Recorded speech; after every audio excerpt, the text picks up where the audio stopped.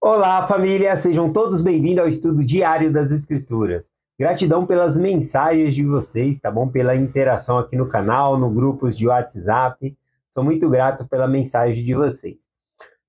Hoje nós vamos continuar aqui estudando Doutrina e Convênio, seção 90, do versículo 12 até o versículo 37, tá bom? Começando aqui no versículo 12, a gente tem que lembrar que nos versículos anteriores falou da formação da primeira presidência e que as chaves do sacerdócio de Joseph Smith passaria para os seus sucessores também. Ela não seria tirada da terra. Aqui então no versículo 12 diz assim: "E agora em verdade te digo, dou-te o mandamento de que continue no ministério e na presidência." Aqui está falando diretamente para Joseph, né? Está reconfirmando o chamado dele. Embora alguns quisessem tirar ele do chamado dele, essa seção 90 mostra que ele permaneceria com o sacerdócio e que também continuaria presidindo ali a igreja. Versículo 13 e 14. "E quando tiverdes terminado a tradução dos profetas, presidirás daí em diante os negócios da igreja e da escola. E em tempos, conforme é manifestado pelo Consolador, receberás revelação para desvendar os mistérios do reino." Então aqui mostra que Joseph Smith ele dá novamente a ordem dele continuar a tradução das escrituras ali, tá bom? E depois ele deve focar ali na parte da igreja, em presidir a igreja, em ajudar as pessoas aqui, né? E aqui também menciona que ele vai receber revelação não de vez em quando, usou o tempo aqui, ó. Receberá a revelação de tempos em tempo. Então, à medida que ele fosse estudando as escrituras, também ele ia recebendo revelação como guiar a igreja. O versículo 15 diz assim: "E porás em ordem as igrejas, e estudarás e aprenderás familiarizar-se com todos os bons livros, com língua, idioma e povos." Bom, aqui é algo impressionante, né, que Joseph Smith ele não era muito culto, né, quando ele iniciou ali, como foi chamado para ser o profeta, mas isso mudou ao longo do tempo. Ele foi estudando outros livros, essa própria revelação aqui fala de estudar não somente as escrituras, mas outros bons livros e línguas, né? Joseph Smith gostava então de estudar hebraico, grego, né? Isso chamava bastante a atenção dele, ele gostava bastante. Então, isso fez com que ele se tornasse muito instruído também. Então, o Joseph Smith, que nós falamos que ele mal podia escrever uma carta coerente, essa situação mudou. Agora ele era um outro tipo de pessoa por conta que ele buscou instrução ouvindo o conselho do Senhor, para ouvir ou estudar outros bons livros, línguas e assim por diante, tá bom? Então ele se tornou instruído. Aqui eu lembrei, né, de Pedro e João, também lá em Atos, capítulo 4, deixa eu ver aqui. Acho que é Atos, capítulo 4, quando fala ali sobre Pedro e João, né, que eles não eram instruídos, e aí então a maneira que eles falavam, né, mostrando ousadia ali na hora de falar, mostrava que eles haviam estado com Jesus, tá bom? Deixa eu pegar esse versículo aqui rapidinho para compartilhar. Aqui, ó, Atos 4, versículo 13, diz assim: "E então eles, vendo a ousadia de Pedro e João," eles quem? Os sacerdotes, tá bom? Os fariseus, saduceus, que eram instruídos na lei, que sabiam ler e escrever. Naquela época de Jesus Cristo, nem todo mundo sabia ler e escrever. Então, esses que eram eruditos, conheciam as coisas, eles vão ficar aqui impressionados, né, com João e Pedro, que não eram instruídos, né, eram pescadores, mas o simples fato deles andar com Jesus fez com que eles engrandecessem. Então o versículo diz assim, Atos 4, versículo 13. "Então eles, vendo a ousadia de Pedro e João, informado que eram homens iletrados e ignorantes, ou seja, sem formação, não eram homens de grande conhecimento, né?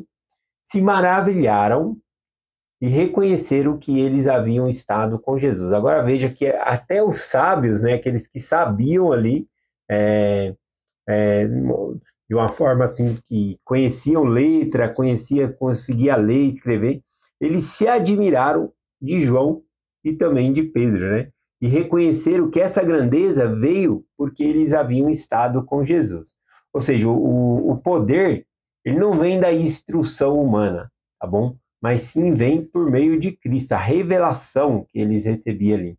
Então, Pedro e João, eles eram considerados homens simples, como eu falei, sem educação, sem escolaridade, né? Mas, por conta da ousadia que eles estavam, mostrava algo maior, né? Que eles haviam estado com Jesus. Não é formidável? Qual é o que andar com Jesus vai produzir em nós? Eu posso dizer que eu sou uma pessoa melhor por andar com Jesus, por seguir os seus ensinamentos, né? Então, andar com Cristo, ele nos transforma, nos faz de umas pessoas melhores, né, do que realmente nós somos, né? Então, aqui também, né, mostrando aqui que o evangelho de Cristo, ele não depende de posição ou status da pessoa, tá bom? Deus, ele usa pessoas comuns para realizar a sua obra aqui, né, extraordinária, de tal maneira que até aqueles que têm grande conhecimento podem ficar maravilhados. Por que ficam? Porque o conhecimento vem do Senhor, não pela pessoa própria ali. Vamos continuar aqui, ó, Doutrina e Convênio, seção 90, versículo 16 e 17. E essa será a vossa ocupação e missão por toda a vida, presidir os conselhos e pôr em ordem todos os negócios dessa igreja e reino. Não vos envergonheis, nem vos confundais, mas sede admoestados em vossa altivez e orgulho, porque são uma armadilha para a vossa alma. Aqui fala, então, uma cautela, para eles ter cautela com orgulho, altivez e orgulho, tá bom? Então é uma repreensão aqui, né? Até porque, assim como eu estou comparando aqui que Pedro e João, eles se tornaram pessoas de grande conhecimento, como outros reconheceram, também Joseph Smith, como eu falei, no começo, ele mal podia escrever uma carta coerente, né? E depois, não, depois ele mudou, tá bom? Então, Deus nos chama para mudar. Quando andamos com Cristo, ele nos ajuda a mudar. Aqui o versículo 18, Doutrina e Convênio 90, diz: Ponde em ordem a vossa casa, afastai de vós a indolência e impureza. Então, pôr em ordem a casa aqui e afastar a indolência que é preguiça, tá bom? É falta de energia. Às vezes a pessoa tem energia para jogar futebol, para fazer as coisas que gosta. Vamos passear, vamos, né? Vamos lá limpar a capela. Aí a energia vai lá para baixo. Né? Vamos para a igreja, né? Nós temos que ir com energia, tá bom? Temos que colocar energia nas coisas de Deus, tá bom? Então não podemos ter preguiça, não. O versículo 19 até o 21 diz assim, ó: E agora em verdade te digo, providencie-se um lugar, logo que possível, para a família de teu conselheiro e escriba Frederick G. Williams, e que meu servo idoso, Joseph Smith Sr., ou seja, o pai de Joseph Smith, continue com a sua família no lugar onde mora atualmente, e que o local não seja vendido até que o Senhor o determine. E que meu servo, né, e que meu conselheiro Sid Rignon permaneça onde agora reside, e que até que a boca do Senhor determine. Aqui a gente vê então várias instruções específicas, né? O que cada um deveria fazer ali, onde deveria morar, tá bom? Até que o Senhor peça para mudar, a gente vê bem específico aqui. Vamos ver aqui, eu achei interessante o versículo 20 e o 22, tá bom? Porque eles estavam precisando de uma liderança forte, né? A partir desse versículo aqui, estava precisando de uma liderança forte lá em Sião, né? E às vezes não tem, né? Às vezes as pessoas que têm ali não é justamente o que o Senhor está procurando. Não que o Senhor quer alguém perfeito, mas conforme ele está falando aqui da preguiça, né? Se a pessoa não tem disposição para fazer, isso é pior. A pessoa pode ter grande conhecimento, mas se ela é indulgência, né? Ou seja, ela não coloca energia, não tem o desejo de servir a Deus, conforme diz em Doutrina e Convênios, seção 4, né? Se tendes o desejo de servir a Deus, sois chamados ao trabalho. Então vamos ver o que acontece aqui. A partir do versículo 22, diz assim: E que o bispo procure zelosamente conseguir um agente, e que seja ele um homem que tenha riqueza em reserva, um homem de Deus forte na fé, para que assim pague todas as dívidas, a fim de que o armazém do Senhor não caia em descrédito aos olhos do povo. Aqui está falando que o bispo deveria procurar um agente. Esse agente seria alguém para mexer com a finança da igreja, né? E olha que aqui ele fala, mas que procure alguém que saiba mexer com as próprias finanças, alguém que tenha reserva. Então, até hoje na igreja, quem cuida da finança da igreja são pessoas credenciadas, pessoas que sabem o que estão fazendo, tá bom? Então, aqui é a mesma coisa, tá? Procurando uma pessoa que sabia, né? E qual é o maior exemplo aqui? Não era nem que está pedindo faculdade ali de administração, nada disso, mas olha a vida da pessoa, ela está tendo uma reserva, ela consegue viver, então se ela consegue, até a revelação fala de pôr em ordem a própria casa. Se a pessoa tem uma vida organizada, a tendência dela administrar outras coisas também vai ser organizada, tá bom? Então ele coloca dessa maneira aqui. Aqui, versículo 24, diz assim: Buscai diligentemente, orai sempre e sede crente. Todas as coisas contribuirão para o vosso bem. E se andardes retamente e vos lembrardes do convênio que fizeste um com os outros. Bom, pegando o versículo de cima, né, fala que era para ele procurar diligentemente, tá bom? Esse agente. Mas também aqui a aplicação para nós, buscar diligentemente, orando, buscando, para que todas as coisas que aconteçam para o nosso bem. Inclusive provações ou coisa assim. Isso me lembrou aqui, e dá até para fazer uma ligação lá com Romanos capítulo 8, versículo 28, que Paulo diz: Sabemos que todas as coisas contribuem juntamente para o bem daqueles que amam a Deus, daqueles que são chamados segundo o seu propósito. Então aqui Paulo, ele ensina, né, que todas as coisas contribuem para o bem, inclusive as provações, né, que às vezes a gente não entende o motivo de estar passando certo desafio, mas Deus ele pode transformar todas as situações em benefício para nós aprendermos, tá bom? Então, ao invés de perguntarmos, né, por que está acontecendo isso comigo, né, nós devemos realmente procurar ver o nosso crescimento, como que eu posso crescer nessa situação, o que eu posso aprender dessa situação. Esse que é o ponto. Versículo 25 aqui, diz assim: que a vossa família seja pequena, especialmente de meu servo idoso Joseph Smith Sr., e que se refere aos que não pertencem à vossa família. Bom, aqui ele está falando da família do pai de Joseph Smith, falando que a família dele deveria continuar pequena.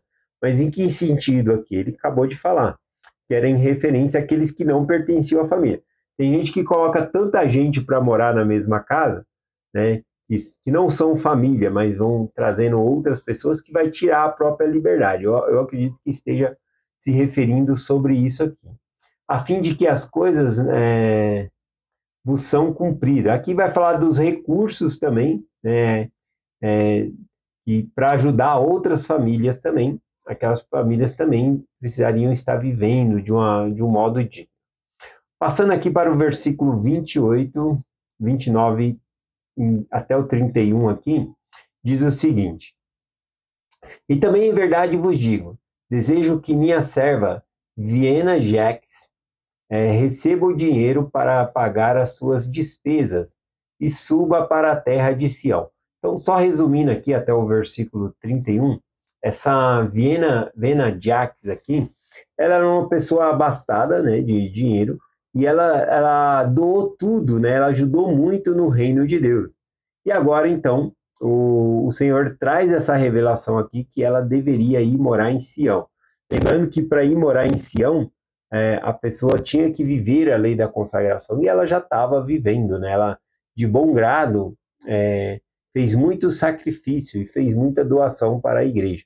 Então agora o Senhor está retribuindo, fala que ela deve ir e morar lá em Sião, receber uma herança lá, tá bom? E viver se esforçando, né? Nas coisas do Senhor ali. Então, vamos aqui para o versículo 32 e o 33, diz assim: Eis que em verdade vos digo, que deveis escrever esses mandamentos e dizer a vossos irmãos de Sião, com saudação amorosa, que também vos chamei para presidir Sião, em meu próprio e devido tempo. Portanto, que cessem de importunar-me com esse assunto. Aqui, né, é a questão que precisava de um líder lá em Sião, e eles estavam cobrando, quem vai ser o líder, quem vai ser o líder. E aqui o Senhor, para de me incomodar com esse assunto, né? Inclusive nos próximos versículos aqui, o Senhor fala, repreende algumas pessoas que precisam de mudança lá em Sião, né? Então, um dos fatos é que eles precisam colocar a vida em ordem para serem chamados também. Então o Senhor estava aguardando. E ele falou, esses que eu designei aí, esses devem estar liderando aí em Sião por enquanto, até que alguém seja chamado. Mas não fique afobado, né, até outro ser chamado ali. Veja o que ele diz aqui, ó, versículo 34 em diante. Ele vai falar, então, até mesmo o nome daqueles que precisavam se arrepender e corrigir suas vidas. Eis que vos digo que vossos irmãos de Sião comecem a arrepender-se, e os anjos regozijam-se por causa deles. Então, aqueles que começaram a se arrepender, os anjos estavam se regozijando, ficando alegres por conta do arrependimento desses. Contudo, não estou satisfeito com muitas coisas, e não estou satisfeito com meu servo William E. McLean, com meu servo Sid Gilbert, e também com o bispo e outros, muitos, né, que se arrepender. Então ele está falando, o Senhor não está satisfeito com aqueles que não estão se arrependendo, e não estão colocando o coração na mudança. Versículo 36 e 37, para a gente finalizar o capítulo aqui, né, a sessão. Mas em verdade vos digo que eu, o Senhor, contenderei com Sião, e argumentarei com os seus fortes, e castigá-lo-eis até que vença, e fique limpa para mim, pois ela não será removida de seu lugar. E eu, o Senhor, disse o Amém. Então, aqui o Senhor fala sobre a própria correção que ele mesmo vai dar nos habitantes de Sião. Por quê? Porque eles não estão se arrependendo por conta própria. Então, aquele provérbio, né? Se não vem pelo amor, vem pela dor. Então, eles precisavam de uma correção ali do Senhor para se virarem para Deus, para voltar-se para Deus, tá bom? Então, é isso, né, que eu queria compartilhar, que o Senhor, embora ele seja paciente conosco, ele exige que nós nos arrependamos, que nós mudemos a nossa vida, tá bom? Então, ele nos corrige para que nós possamos ter disciplina, ou seja, nos tornar verdadeiros discípulos dele. É essa mensagem que nós compartilhamos, em nome de Jesus Cristo. Amém. Até amanhã.